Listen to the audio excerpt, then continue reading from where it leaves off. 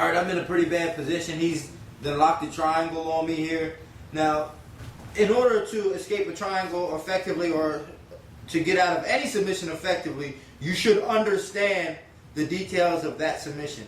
So from here, if I allow him to get his hips to the outside here this way and lock that up pretty tight, I'm done. I'm not going to be able to get out. So because I understand the submission, it's going to be a little bit easier for me to disrupt some of them details to stay safe, then get out of the submission. So the first thing that I need to do is I can't allow his hip to come out. So if I'm here in the triangle and he gets here, initially as soon as he gets here, if I can't bring my arm back, the first thing I want to do is at least get my leg here so he can't get his hip out. Now, but even before that, what I want to try to do is get my arm here, because now I can start to get out and just power up. So once I disrupt that here, it's going to be hard for him to finish. So now, from here, hands on the stomach, I'm going to look towards the ceiling, come up and explode to the top. But initially, the important thing is to disrupt at least one of the details of the finish.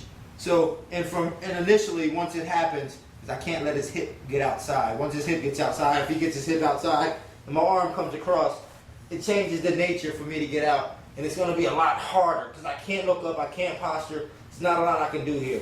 So once the triangle gets sunk in, I'm going to either try to use my arm and come up here, or use my leg, then come up.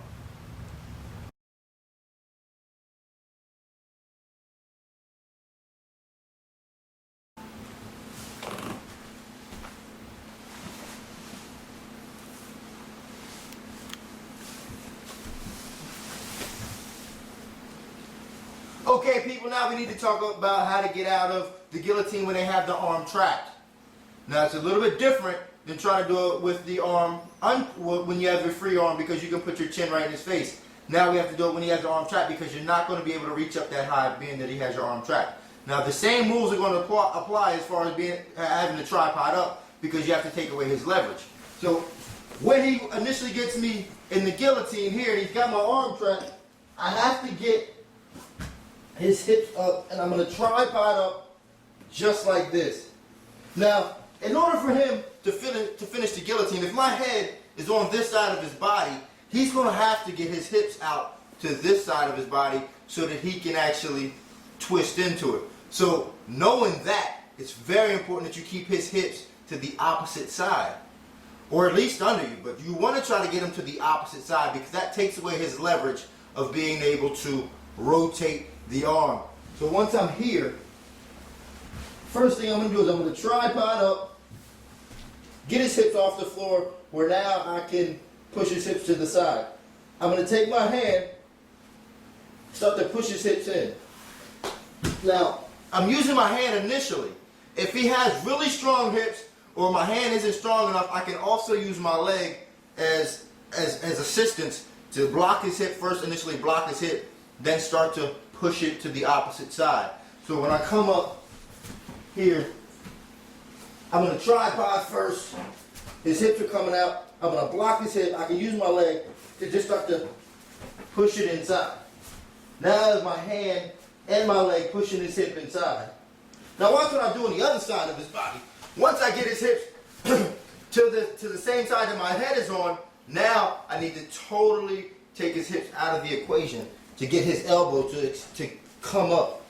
Because once I'm here, as long as he's able to rotate his elbow down, I'm going to be in trouble. So I'm going to push his hips to this side. That's going to get his elbow to come up a little bit. Now from here, I'm going to take my opposite hand, put it also on his hip, and start to push it down as I drive forward. Here. Now, his grip will start to break. If he has a really strong grip, if he locks onto that grip, it's going to take my hand, come on the fingers, break his grip. Come inside his elbow here so he can't work any other submission at this point. Then stabilize my position after I break free of the guillotine. Now the fast motion.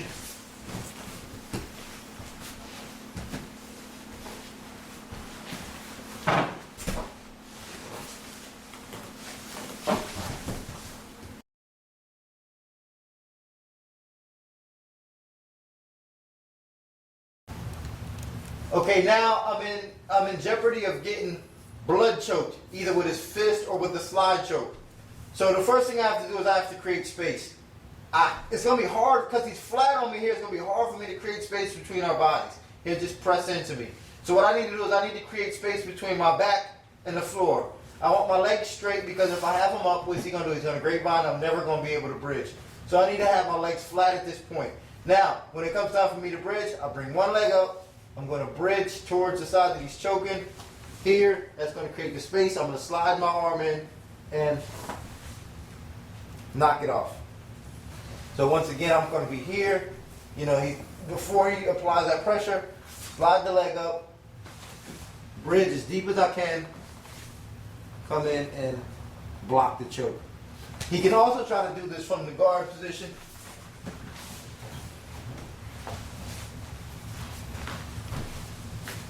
When he's here, this way, if I'm not careful, if I don't react fast enough, he's going to choke me out. So once this happens, I'm going to just take my arm. This is where he's making a lock. I'm going to take my arm, come over top of the lock and trap his arm. And this is going to block the choke. Now from here, I just worry about passing the guard.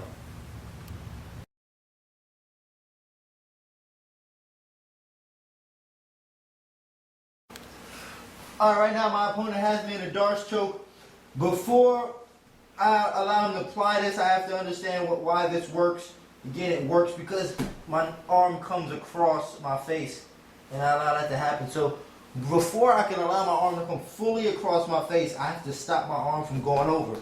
So I'll take my hand, make a fist, and just start to push it across. Now, if you can see, I'm going to turn it over a little bit, and he has turned to this side here. Now notice there's a pocket here that's not going to stop my arm from going. There's a little pocket here. So once he has this Darce in tight here, he has it here. I still have that pocket here that I can put my arm in. So once this happens, I'm going to push my arm back into that pocket, put my hand out, and go flat to the floor. Now this is going to stop everything he does. He can't roll me.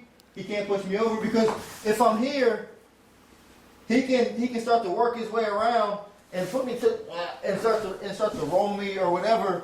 And once he starts to roll me, then it takes away my defense. So once I'm here, I'm going to push my arm into that little pocket, straighten my arm, and go flat. Now I can't be rolled. Once I'm here, I'm going to start to work some offense and come around.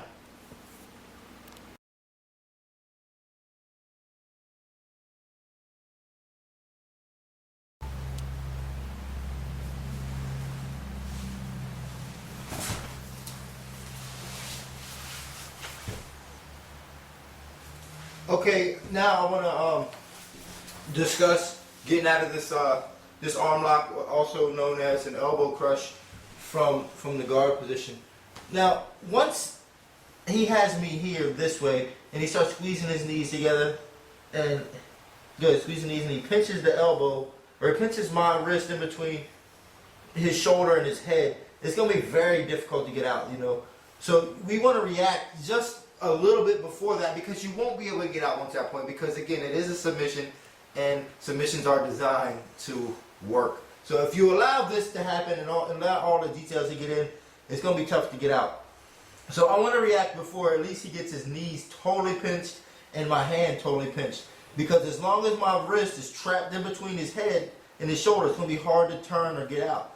So one thing that I can do in order to get my hand to turn, even if he starts to trap my hand, one thing I can do is I can push my hand a little bit forward, just using my body and push it a little bit above his head.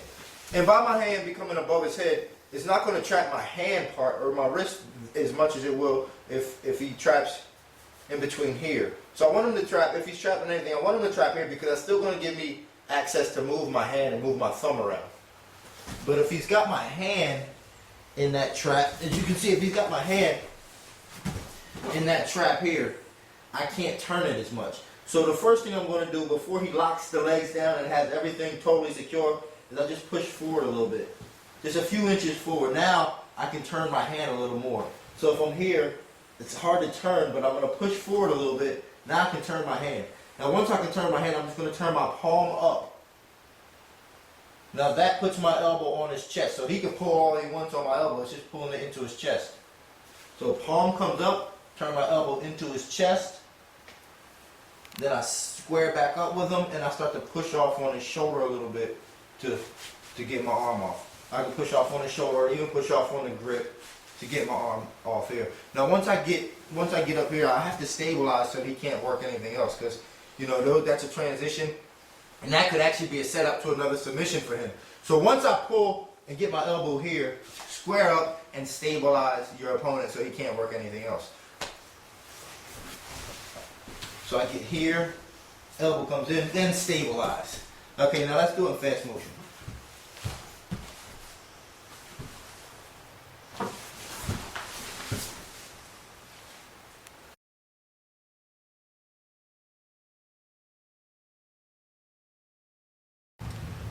Alright, now I'm in jeopardy of getting put in the most embarrassing submission to get caught in the world, and this is a Gogo Plata. If I allow this to happen, and don't get me wrong, I'm not saying if you get caught in this, you suck. I'm just saying that, you know, if you get caught in this, it's pretty bad. So I have to make sure I get out of this position.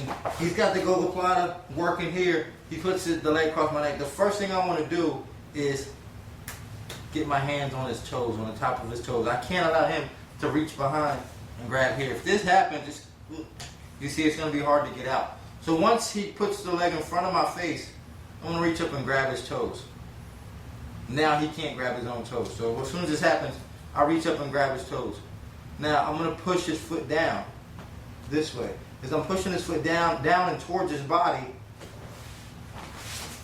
I'm going to go ahead and get my arm out. And the reason why this is going to work is because I'm pushing his foot down and towards his body. It's going to test his flexibility. And he's going to want to let my arm go. So I'm here, he's got it here, this way, pushing it down. Now I'm going to posture my way. I can't just pull it out. I'm going to posture and get my arm out. So here, he's going for the Gogo Plata here. And let's say for example, he does even come behind. All right, even here, I still want to get my hand inside the neck. So even if it does come and he does grab, before I attack, get your foot inside and break that grip. Break the grip, push, posture, and come out.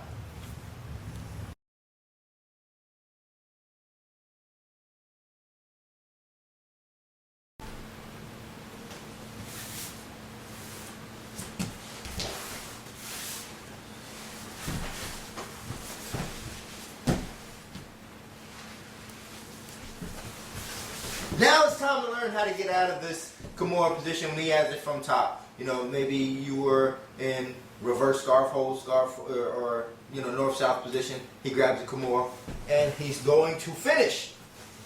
Now, he's got the position on me. You have to understand that if your hand gets behind your back, you're going to get finished. There's not going to be a lot you can do once this happens. Your hand gets put behind your back. So initially, the first thing I want to do is reach up and grab my thigh. This is going to buy me some time. I can buy some time holding on to my thigh here. And it's going to make it harder for him to pull. Now, let's say, for instance, I have it here on my thigh and he still rips it off. There's nothing really stopping my hips from scooting back a little bit more to catch up with my hand. So if I'm here, I grab, he pulls it back, and my hand's starting to get behind my back, I'm going to move my hips behind my hand. Now I can reach up and grab it again. So I'm here, I grab, pulls it off, get my hips out, grab it again. Now from here, I need to go face down. I'm going to go belly down, so I'm going to start to move my arm underneath, straighten my leg, and turn over. As I'm turning over, I can also grab my own hand and pull it into me. I want to pull my hand into me so that I'm a little bit stronger as I turn belly down. So I'm grabbing here, grabbing my hip, or my thigh, moving my hip back, and grab my hand, straighten my leg, and turn over. And try to change the nature of the position. Let me give you guys another angle with this stuff that I'm doing here. I'm here. I grab my thigh, he pulls it off. And if I let it get too far, it's going to be too late. So I want to get my hips out fast. So from here, I'm going to get them back and grab thigh. Now I'm going to grab my hand, straighten this leg, and turn over. As I'm turning over, I'm also pulling my hand down. Now that's going to alleviate all of his pressure. That's going to eliminate the submission attempt from him. So I'm pulling it down. I'm trying to get my elbow to the floor. Once I get my elbow to the floor here, I can go ahead and finish. I can come up, body lock, grab a leg, try to finish with some type of finish. But you don't want to just stay there so he can regroup and try another submission. Now let's do it in fast speed.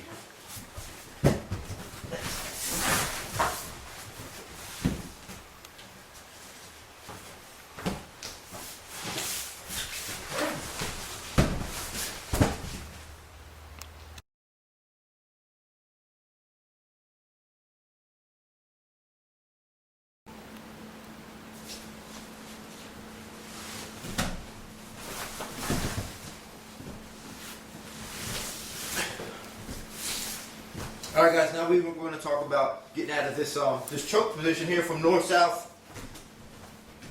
Here. All right. The first thing you want to do, actually, even initially, while he's setting the choke up, is you want to try to turn your head. Okay, you want to try to turn your head into his chin as he's setting up for the choke here. So if he gets, his body comes all the way here and turns your head away, it's going to be very hard to get out once that happens. It's almost, you know, you limit your chances a lot. That's all I can say. Is you limit your chances a lot once your head is already turned. So as he's coming his body, as he's bringing his body around, you're going to want to start to turn your head into his body initially here, because then that's going to, you know, eliminate his chances of getting a choke. It's going to be easier for you to get out. But once he does, let's say he does get it all the way through here, and you're this way. All right. What I want to do is, sometimes you don't have time to look for his grip. So initially, I'm always taking both hands to try to bring him inside underneath his neck. So if his arms are here and his head here, there's a little space here where I can come inside his neck and put my hand up against his throat and start to create space here. Sometimes he'll change his grip to he'll grab his bicep and put his hand in there this way, and it's going to be difficult to get that hand in. If you can see me here, I'm trying to spin around so you guys can see all these details. If he gets his hand in, it's going to be difficult to get this hand in, so you can't use this hand. So you still want to try to use the other hand. So if you can see here, if he has that grip here, I can't use this hand, so I'm going to use this hand and come and bring it inside his neck to create space. Now if he has another grip where he's just locking his hands down here, he just has his hands locked and he's working here, I can use this hand. It may be a little more difficult because he has his head down, but this is going to be my primary hand. I come inside to create that space. So if he has his hands locked, I'm here, coming inside, creating that space and pushing away. My recommendation totally is that no matter what, you're going to be trying to use both hands, because you don't have time in this situation to go, okay, I'm going to use this hand, and then if that doesn't work, I'm going to use this hand, because he has the advantage, and you don't have time to go, okay, this hand, this hand. Put both hands, work both hands at the same time. One of them should fit, and if neither of them fit, that means it's too late. You done took too much time in order to get out. So the truth of the matter is that once he locks it down, I'm here. I'm looking to get both hands inside. One should fit. If I can get one in, I'm going to put it right underneath his neck. This part of my hand is going to come underneath his neck. I'm going to create space, and I'm going to start to push off. As I'm pushing off, I'm turning my head. Once I turn my head all the way, once my head is free, I've gotten enough space, I turn to my knees, and I start to work offense. Now in full speed, it should look something like this.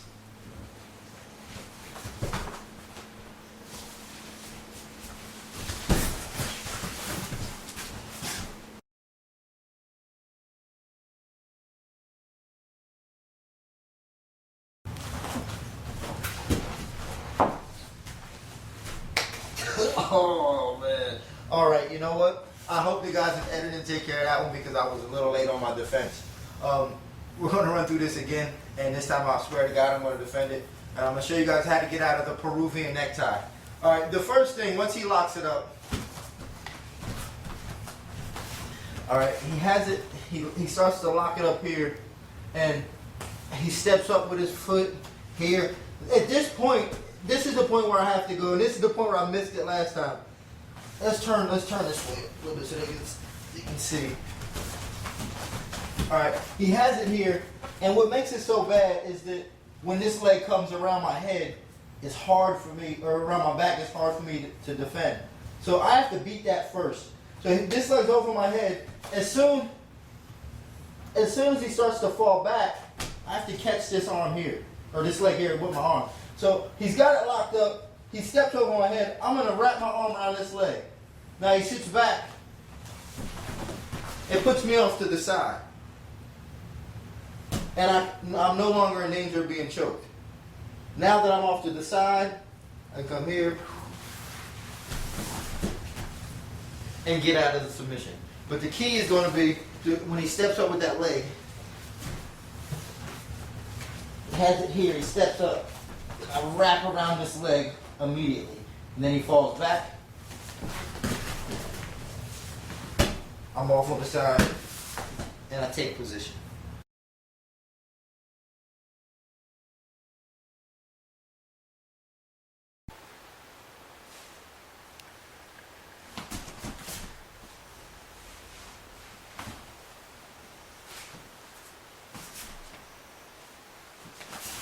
Okay, this is a very common position that you need to know how to escape. If you can't get out of this, then this is going to be bad for you, because not only will training fighters be able to submit you, but you could probably get submitted by a guy in the street, which is going to be the most embarrassing thing ever for you. So you need to understand and know how to get out of a guillotine position, because that is the easiest move to learn, and it's the easiest move to do to submit a guy, especially from the feet. Now, let's say he's got the guillotine on me here. All right, the first thing you have to do is there's going to be a lot of pressure on your neck. All right, so you have to alleviate that pressure. You have to get that pressure off your neck. And there's a couple ways to do it. The first way is to just turn your head, because if you leave your head straight, it's going to be a lot of pressure on at least one side of your neck and your trachea. And if you turn your head outside, then it's going to come on both sides of your neck, and that's going to choke you out and put you to sleep. So the first thing I want to do is turn my head to get that pressure off my neck. I'm going to turn my head this way. Now also to get pressure off of my neck is I'm going to bring my hand up and just put it on side of his hands here and use my body weight to get it out. I don't want to use my arms too much, because that's too much strength. So I'm going to kind of use my body weight to get some of that pressure off. So once I'm here, take your hand, turn your head, take your hand and get that pressure off to here. Now the pressure can just kind of be on my jaw. I mean, this is a tough sport, so you should expect some pressure and be able to deal with some pressure. So now I'm going to come here, I'm going to turn and get that pressure off. Now one thing that I can do to get out, or to at least keep him from turning this guillotine into a very bad position, is I can just put my hands on his hips. After I've alleviated that pressure here, I can put my hands on his hips here and just start to push him away as I continue to turn my head. If I can push his hips away, he can't drive his hips and get a lot of leverage on that. And also the most important thing is that he can't jump guard. If a guy gets his guillotine on you and he jumps guard, it's going to be very bad for you, because it's going to be a lot of weight that you're carrying. And if he falls back with that, it's going to hurt your neck. You're going to get tapped out with the guillotine. It's just going to be bad. So one thing you can do to avoid the position is, once you've got the pressure off your neck, put your hands on his hips and push him away, stand back and turn your head even more. Here. Then you can get out here, or just come out this way. But even more safe proof is when I'm here, a better escape really will be to turn the head, get the pressure off. Now from here I'm going to drive my shoulder into his stomach. Once my head's turned, I'm going to take my shoulder, drive it into his stomach. So I've turned my head, and I'm going to take this shoulder, turn it down and put it in his stomach. That's going to create some space and put some pressure on him. So if I'm just here this way and I try to work here, it's not going to really work. So I'm going to turn my shoulder in and create some space. So down, head turn the shoulder, create some space. Now I'm going to take my arm, put it on the inside of his arm here, and I can break it off, or at least get more pressure, then break off and come out. But the key really is once you have your head turned, you have that pressure off of your neck. I'm going to take my shoulder, drive it into his stomach. That's going to give me more space. So to open up some space in between his arms, get my arm inside here, inside the crack of his elbow, and I can push off here, break this open, come around the back, or do whatever. So in full speed, let's show you how it works.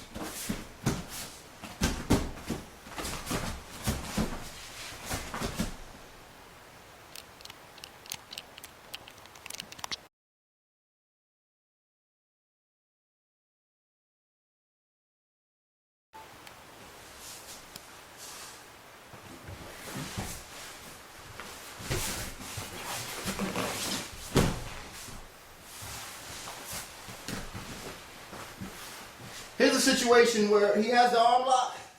Here he's got both legs over. Chances are I'm not coming over the top. It's going to be hard to maneuver my whole body over or in any situation like that. So the first thing, always survive. Don't get tapped out. And you have to protect your dangers. Right now what's in danger here is this arm. So get a grip again.